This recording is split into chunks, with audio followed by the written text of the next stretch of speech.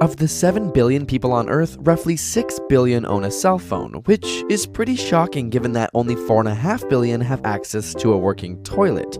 So, how are these popular gadgets changing your body and brain? If you're looking down at your phone right now, your spine angle is equivalent to that of an 8-year-old child sitting on your neck, which is fairly significant considering people spend an average of 4.7 hours a day looking at their phone. This, combined with the length of time spent in front of computers, has led to an increase in the prevalence of myopia or nearsightedness in North America. In the 1970s, about 1/4 of the population had myopia, where today nearly half do, and in some parts of Asia, 80 to 90% of the population is now nearsighted. And it can be hard to put your phone down. Take for example the game Candy Crush. As you play the game, you achieve small goals, causing your brain to be rewarded with little bursts of dopamine, and eventually you're rewarded in the game with new content. This novelty also gives little bursts of dopamine and together create what is known as a compulsion loop, which just happens to be the same loop responsible for the behaviors associated with nicotine or cocaine.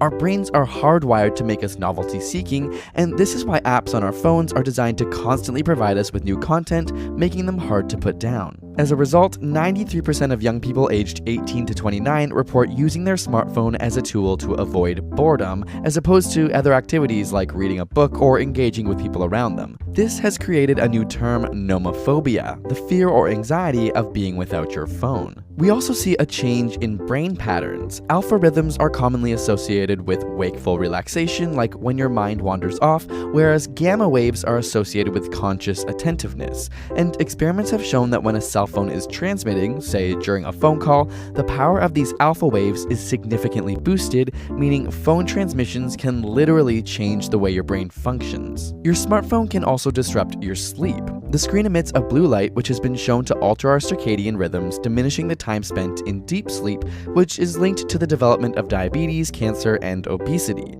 Studies have shown that people who read on their smartphone at night have a harder time falling asleep and produce less melatonin, a hormone responsible for the regulation of sleep-wake cycles.